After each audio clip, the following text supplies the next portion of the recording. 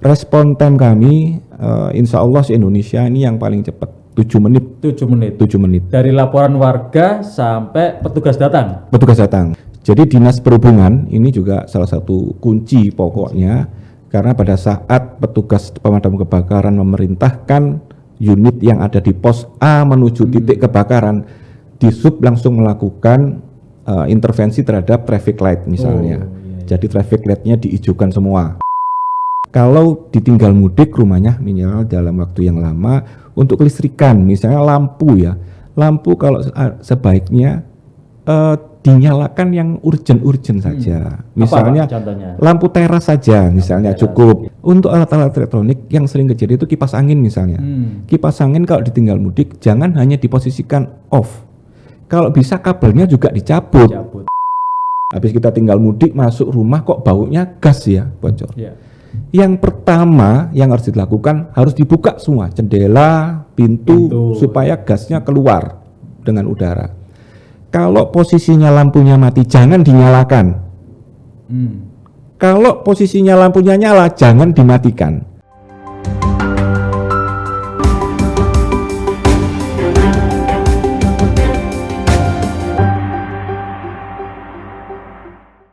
Assalamualaikum warahmatullahi wabarakatuh. Tribuners, kembali bersama saya Iksan Fauzi, News Manager Harian Surya Tribun Jatim Network. Kali ini kita akan berbincang dengan orang nomor 1 di Dinas Pemadam Kebakaran dan Penyelamatan Kota Surabaya. Ini orang hari-hari ini orang yang paling sibuk ini di samping Dinas Perhubungan dan Satpol PP ya Pak ya. Kita akan berbincang bagaimana warga masyarakat yang mudik meninggalkan rumahnya mengantisipasi atau mencegah supaya rumah warga ini tidak terjadi kebakaran. Nanti kita akan ulas lebih panjang dengan Bapak Kepala Dinas Pemadam Kebakaran dan Penyelamatan Bapak Dedi Irianto. Betul Pak Nggih? Betul. Selamat sore Pak. Selamat sore Mas Iksan ya. Selamat datang di tempat kami. Pak Dedi, Surabaya ini kan kota besar ya, tapi penduduknya juga padat, pemukiman juga padat juga, dan potensi kebakaran juga tinggi. Lah, tapi sebelum ke situ Pak Dedi, mohon dijelaskan terlebih dahulu apa sih sebenarnya peranan dari Dinas Pemadam Kebakaran dan Penyelamatan di Surabaya ini sebenarnya untuk masyarakat kota kita. Baik, terima kasih. Assalamualaikum warahmatullahi wabarakatuh. Jadi untuk Dinas Pemadam Kebakaran dan Penyelamatan ini memang salah satunya melakukan misi kelima dari pemerintah Kota Surabaya ya, terkait ketertiban umum dan penanggulangan bencana. Jadi untuk Dinas Pemadam Kebakaran dan Penyelamatan ini fungsi-fungsi yang pertama yaitu mulai dari sisi pencegahan. Dari ada tiga kegiatan pokok. Yang pertama yaitu melakukan pencegahan, di mana di kegiatan pencegahan ini kita melakukan mitigasi atau pengecekan proteksi kebakaran di gedung-gedung yang ada di seluruh kota. Selain melakukan mitigasi dan pengecekan sistem proteksi, kita juga melakukan sosialisasi mulai dari adik-adik kecil, mulai PAUD, Dari dini ya, usia dini sampai dengan ke warga masyarakat. Kalau di perkampungan kita selain sosialisasi, setelah sosialisasi kita langsung simulasikan juga. Biasanya seperti itu. Langsung praktek. Jadi seolah-olah di kampung itu ada kebakaran, terus mereka yang suruh menghubungi 112, mereka hitung respon time kita berapa menit, kemudian halangannya menuju titik itu apa saja, misalnya ada portal, ada gapura, atau parkir yang sembarangan dan sebagainya, sehingga nanti masyarakat bisa menilai sendiri bagaimana memitigasi wilayahnya masyarakat tersebut. Jadi terus mereka biasanya kayak di Simomulyo itu pernah setelah kita simulasi, mereka punya inisiatif dibongkar ini Oh iya. Portalnya ini yang tadi menghambat gitu Ya, dan di sebagainya. sana kan daerah padat sekali. Betul, betul. Kita pernah melakukan simulasi di sana dan warganya sangat positif gitu. Kita lakukan simulasi, mereka, oh iya tadi hambatannya, obstacle-nya di sini. Iya. Gitu ada gapura apa, mereka kemudian inisiatif untuk membongkar saat itu juga.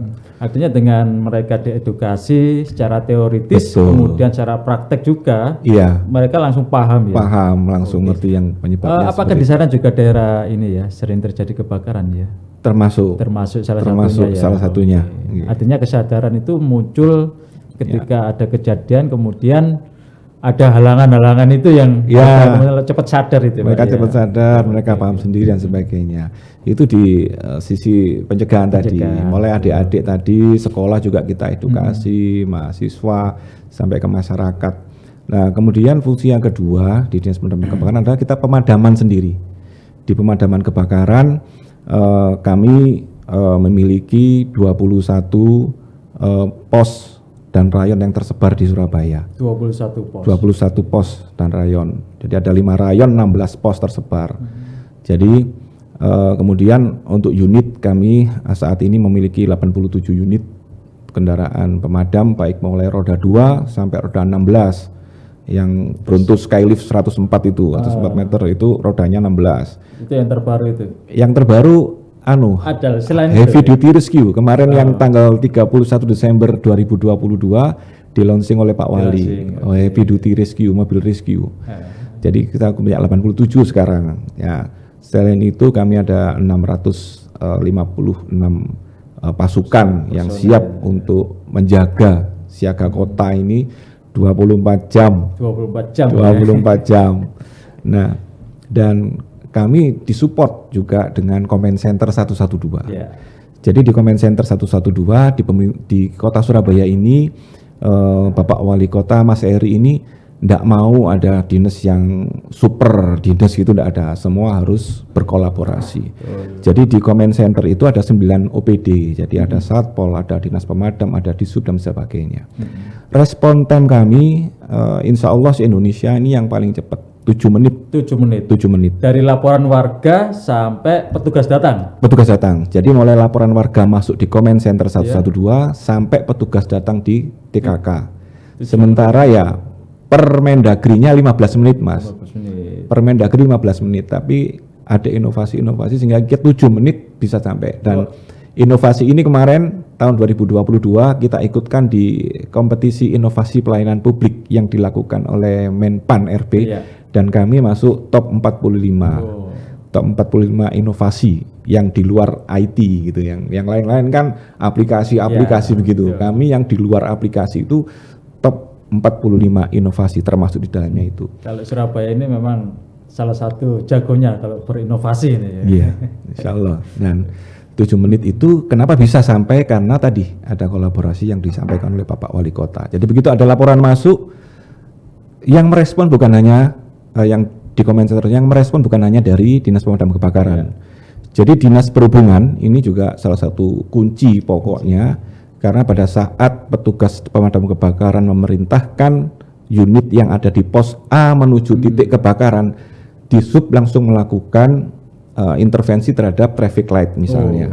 Jadi traffic light-nya diijukan semua. Karena bisa ya, langsung dari pusatnya. Ya, karena traffic light di Surabaya ini sudah tidak menggunakan countdown, ya kan, langsung menggunakan SITS, Surabaya Intelligent Traffic System. Jadi yang ada CCTV-nya itu. Jadi begitu kita menuju, Disub langsung melakukan intervensi terhadap traffic supaya tidak kena merah, harus diijukan sampai ke jalur TKK. Itu yang salah satunya untuk mempercepat itu, untuk tiba di lokasi. Demikian juga polisi, di situ juga di command center ada kepolisian juga ada di situ. Jadi kalau misalnya harus menutup jalan misalnya, harus kontraflow misalnya dan sebagainya, sehingga itu yang mempercepat respon time kami. Dan alhamdulillah selama ini capaian respon time kami 100%, tidak ada yang pernah lebih dari itu.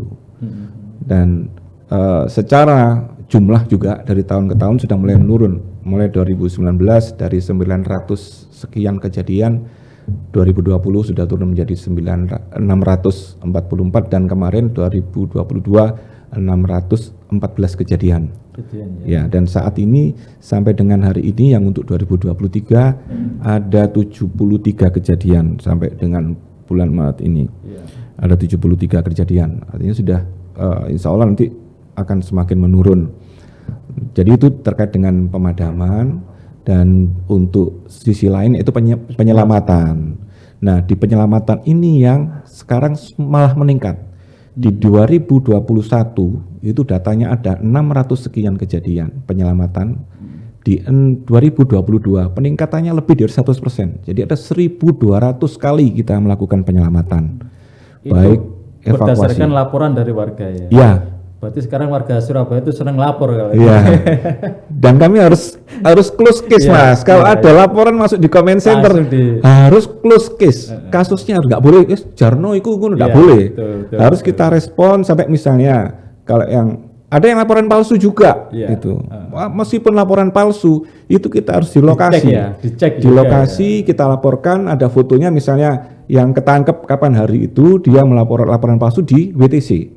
Jadi minggu pagi dia laporan WTC kebakaran. Kita meluncur ke sana. Ternyata tidak ada. Kita minta ketemu sama satpamnya. Katanya kemana? Tidak ada. Ya kita foto sama satpam bahwa kita sudah nyampe di lokasi, tidak ada. Siangnya dia telepon lagi, melaporkan lokasi yang sama WTC. Dan itu di kami SOP-nya tetap harus berangkat, Mas. Iya. Tidak boleh diabaikan. Kalau bahasa Jawanya lebih baik kecilik daripada kecolongan. Iya. Begitu nanti kita takutnya ikut kan tadi itu paling bujuki, ternyata kebakaran bener kita ini itu yang nggak boleh. Itu jadi SOP kami gitu. Dan penyelamatan ini macam-macam, mulai penyelamatan binatang itu mulai biawak, ular, tawon, terus buaya juga pernah. Ya, kemudian evakuasi kendaraan, jadi mobil masuk sungai, dorkars masuk sungai, macam-macam. Termasuk penyelamatan manusia juga. Jadi ada yang meninggal, posisinya di lantai 2, badannya besar. Kalau tim kesehatan mengevakuasi dari lantai 2 turun tidak bisa, kesulitan, ya. Kita evakuasi vertikal evakuasi. Jadi kita pakai tandu, pakai tali dan sebagainya. Penyelamatan seperti itu, evakuasi jenazah, penyelamatan korban masuk sumur juga pernah, termasuk sampai water rescue, mencari korban yang ada di sungai, tenggelam di sungai. Jadi itu, Mas, yang di Dinas Pemadam Kebakaran dan Penyelamatan itu tugas-tugas kami secara pokok gitu. Gitu. Pak, kemudian yang tadi saya sebutkan bahwa di Surabaya adalah salah satu kota yang terpadat kan. Apalagi kan saya juga asli Surabaya. Di Simo itu kan padat kan. Padat. Di Balongsari juga, apalagi di Dokupang juga. Lah, bagaimana sih mengedukasi mereka masyarakat supaya ketika mereka meninggalkan rumah ya, terutama pada saat seperti ini jelang Idul Fitri mereka mudik. Mencegah supaya rumahnya tidak terbakar itu bagaimana, Pak? Iya, ini kebetulan. Jadi kebetulan sebentar lagi sudah mulai masuk libur cuti bersama ini sudah mulai. Ini warga sudah mulai ada pergerakan ini yang mudik ini yang bukan Surabaya. Jalannya sudah padat.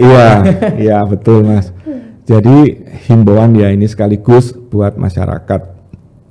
Yang pertama untuk kendaraannya sendiri. Jadi yang pertama untuk unit kendaraan yang mau dipakai mudik atau kendaraan yang akan ditinggal mudik yang ditaruh di rumah misalnya. Jadi saya berangkat ke sini tadi persis ada kejadian mobil kebakaran di Rungkut Kidul. Jadi mobil Kol diesel L300 itu ya. L300 itu kebakar. Jadi padahal mobil itu setelah dipakai. Jadi mungkin overhead dan sebagainya. Jadi sekali lagi mobil yang mungkin mau dipakai mudik atau yang ditinggal itu harus diperhatikan juga. Kalau yang dipakai mudik mungkin harus dicek lagi terkait dengan kelistrikannya, kabel-kabelnya. Terutama kan di Surabaya kan banyak, Mas, mobil yang diparkir di luar ya. Nggak punya garasi, mobil diparkir di luar. Itu rawan sekali dimasuki tikus. Sehingga kemungkinan kabel-kabelnya digigit tikus, kemudian kabelnya terkelupas, terjadi konslet dan sebagainya. Itu perlu dicek. Kemudian untuk mobil yang ditinggal di rumah misalnya, kalau dalam waktu yang lama ada baiknya strumnya dari aki itu salah satu dicabut. sehingga kelistrikannya betul-betul tidak ada sambungan sama sekali. Dari aki itu dilepas akinya dilepas supaya tidak terlepas dari kelistrikan dan sebagainya. Dan kalau yang lebih aman lagi, misalnya kalau punya garasi, ini tadi kebetulan dari Dinas Perhubungan juga menyiapkan ada park and ride yang dibangun oleh pemerintah Kota Surabaya. Misalnya mobilnya di rumah ada 3 misalnya, yang satu dipakai untuk mudik, garasinya cukup 1 mobil, yang satu taruh mana gitu. Kalau di luar kan bahaya. Monggo pemerintah kota nyiapkan ada beberapa park and ride, salah satunya di Majen Sungkono. Itu ada, silahkan bisa diparkir di sana gitu ya, supaya untuk amannya. Nah, itu terkait dengan mobilnya. Kemudian untuk rumahnya yang ditinggal ya, berdasarkan data, mayoritas kejadian kebakaran itu yang pertama karena konsleting listrik. Jadi himbauan kami kepada masyarakat, kalau ditinggal mudik rumahnya minimal dalam waktu yang lama untuk kelistrikan, misalnya lampu ya, lampu kalau sebaiknya dinyalakan yang urgent saja. Misalnya lampu teras saja, misalnya cukup. Lampu-lampu yang lain bisa dimatikan. Kemudian yang kedua, alat-alat elektronik. Untuk alat-alat elektronik yang sering kejadian itu kipas angin misalnya. Kipas angin kalau ditinggal mudik jangan hanya diposisikan off. Kalau bisa kabelnya juga dicabut. Dicabut juga. Kecuali mungkin kalau kulkas ya, kulkas kalau ada isinya masih banyak, masih mau dimakai ya itu harus mancap. Bau nanti. Iya, nanti bau. Kulkas misalnya masih nancep, atau CCTV, mungkin untuk CCTV kebetulan CCTV masih harus bisa nancep, enggak apa-apa. Tapi di luar itu jangan hanya diposisikan off. Misalnya televisi, kemudian kipas angin dan lain-lain, magic jar misalnya, sudah dicabut saja. Amannya lebih aman dicabut gitu ya. Ya, itu untuk kelistrikan. Kemudian untuk kompor ya. Yang menggunakan LPG dan sebagainya. Ini sekaligus menghimbau kepada masyarakat. 3 hari yang lalu di Bogen Gang 3 itu kejadian kebakaran karena LPG ngebros. Jadi ini sering. Jadi masyarakat perlu kita himbau. Jadi kalau ditinggal, misalnya yang ditinggal LPG kalau ditinggal ya sebaiknya dicabut dari regulator. Jadi jangan hanya dimatikan kompornya. Ada baiknya dicabut regulatornya. Ya. Sehingga aman gitu, lebih aman, gasnya nggak aman. Kemudian kalau misalnya sudah dicabut kemudian terjadi kebocoran gas LPG itu kan baunya nggak enak ya, baunya itu memang disengaja dikasih larutan yang menimbulkan bau gak enak supaya terdeteksi kalau ada kebocoran dan sebagainya, masyarakat bisa mendeteksi itu. Nah, apa langkah-langkah kalau ada LPG bocor? Sehingga yang pertama, penempatan LPG sebaiknya di tempat yang air flow-nya ini bagus. Jadi jangan di ruangan yang kedap, harus ada aliran udaranya yang bagus. Sehingga kalau ada kebocoran, ini gasnya juga ikut keluar. Nah, misalnya kalau ruangan itu kedap, kemudian habis kita tinggal mudik masuk rumah kok baunya gas ya bocor. Yang pertama yang harus dilakukan, harus dibuka semua jendela, pintu supaya gasnya keluar dengan udara. Kalau posisinya lampunya mati jangan dinyalakan. Kalau posisinya lampunya nyala jangan dimatikan. Apa tujuannya? Jangan memicu ada percikan.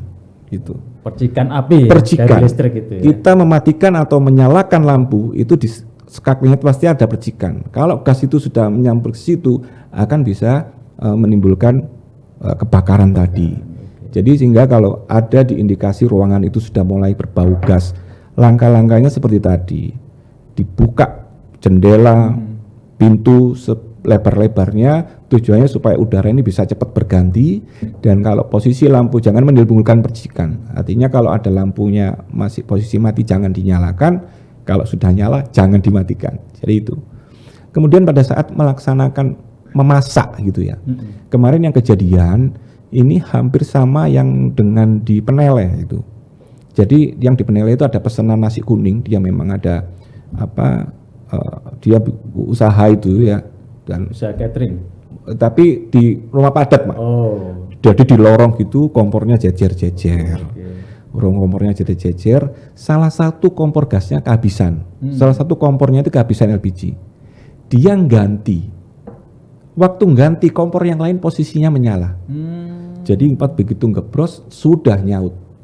Itu tujuh orang korbannya, 3 luka bakar yang serius, 3 orang. Nah, 3 hari yang lalu di Jalan Bogen Gang 3 sama kejadiannya. Dia tapi di rumah itu juga gitu. Ada pesanan, ada 2 kompor yang dipakai, salah satu habis. Dia mengganti LPG-nya, kompor yang satu menyala.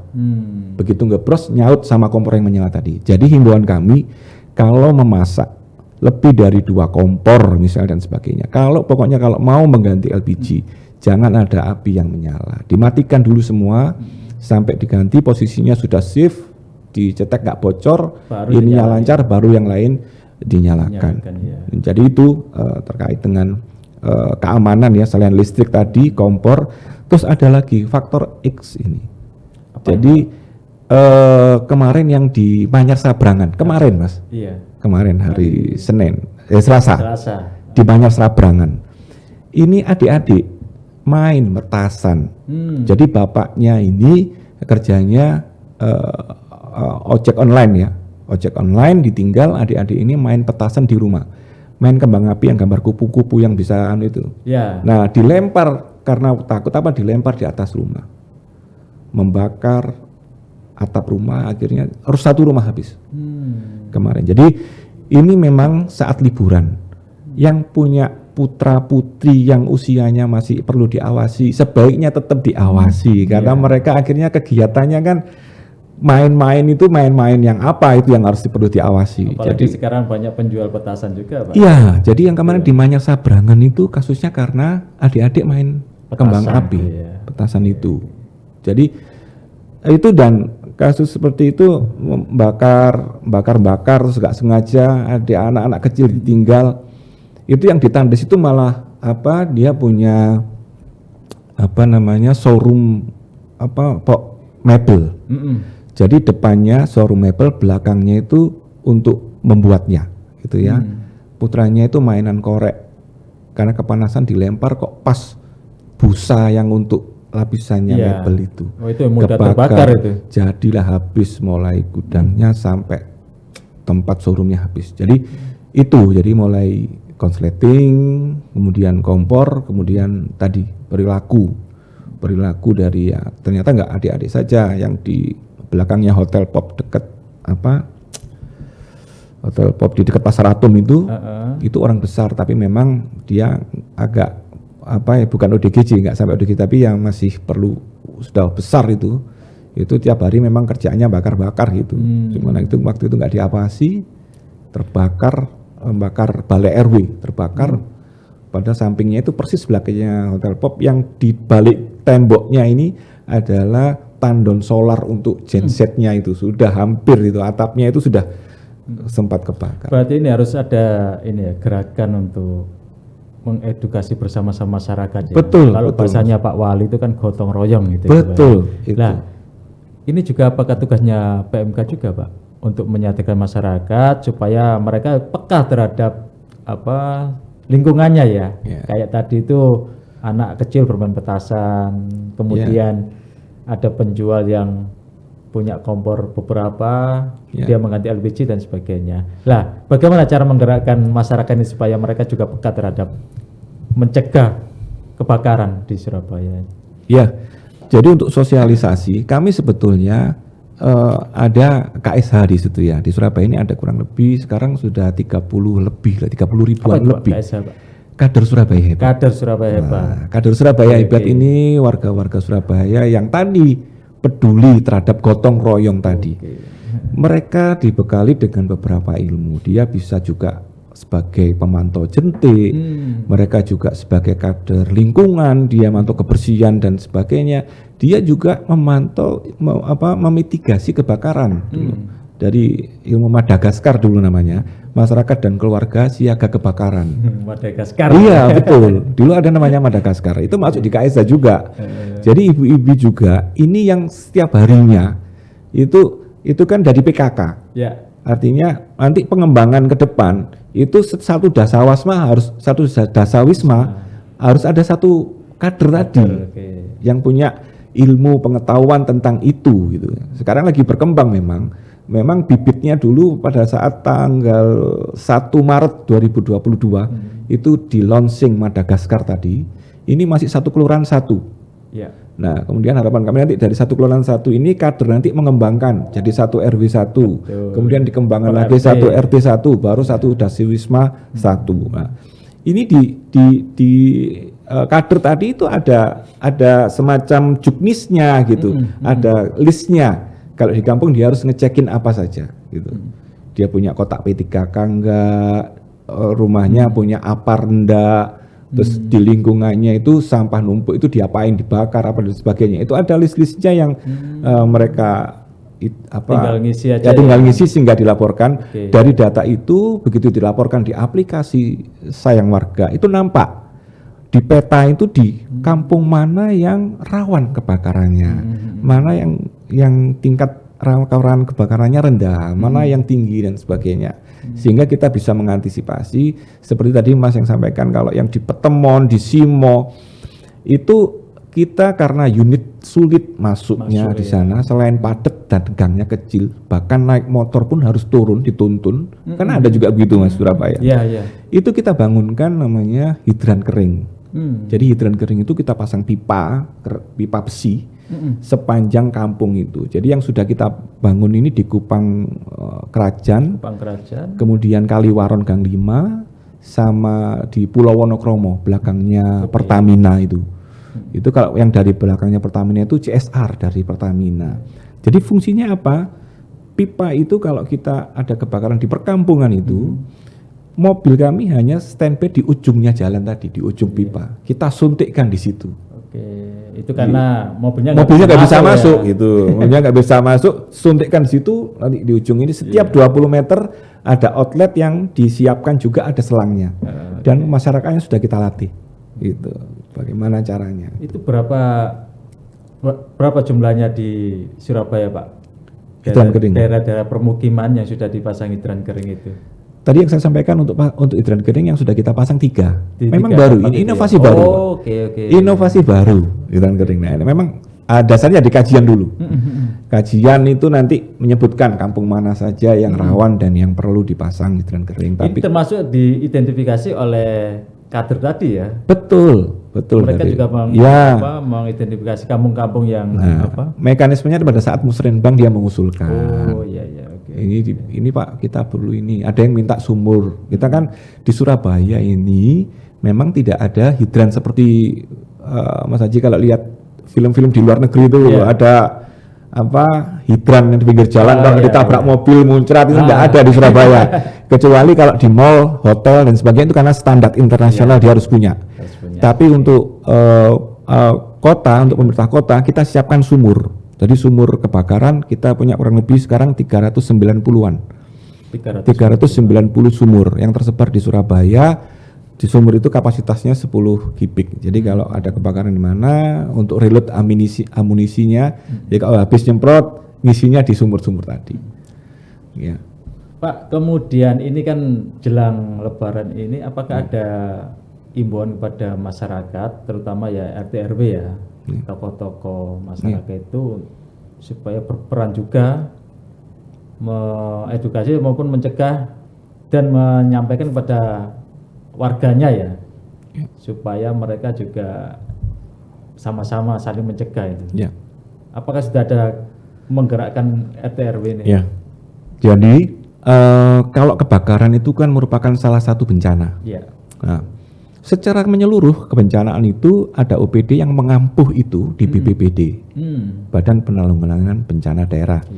Dari BPBD ini kemarin Kepala Dinas sudah membuat edaran himbauan kepada masyarakat yang dari Pak Wali sebetulnya himbauan yang dikonsepkan oleh BPBD dan tangani Pak Wali untuk diedarkan ke masyarakat.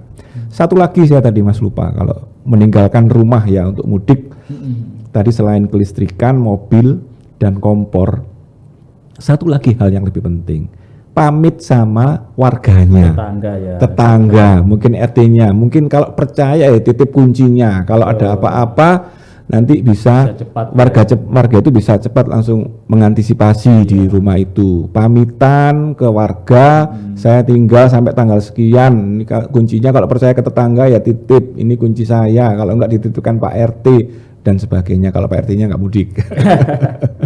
Dan edaran itu sudah diedarkan, Mas. Edaran sudah dibuatkan oleh Pak Wali, disampaikan kepada masyarakat, gitu, Mas. Ya ini benar ini. Ya. Harus pamitan ke tetangga ini. Ya, betul. Jangan sampai ditinggal mudik, tetangganya Nggak tahu. ya. Iya. Moro-moro tanya ini kemana? Iya, Nggak pulang-pulang betul. gitu ya. Iya.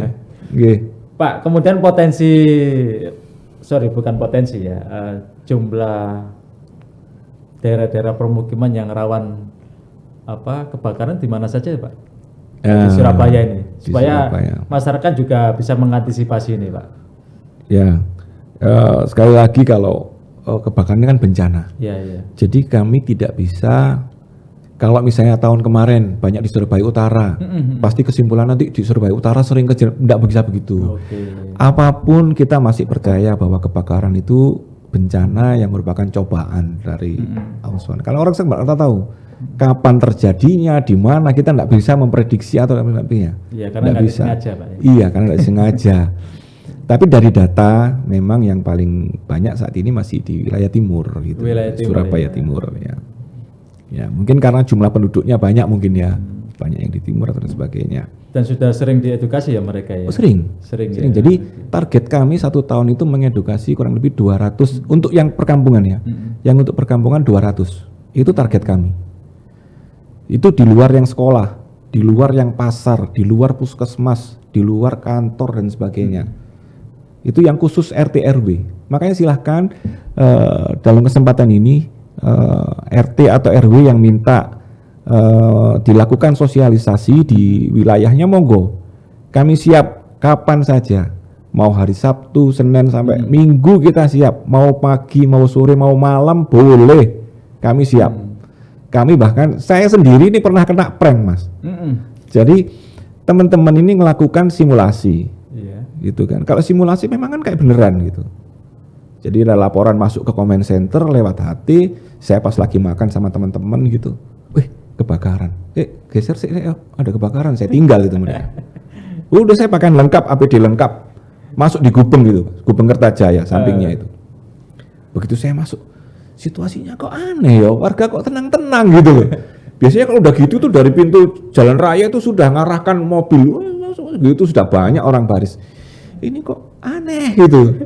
Begitu masuk belok gangnya, teman-teman lagi menjelaskan. Ternyata simulasi. Ya sudah, mau apa lagi?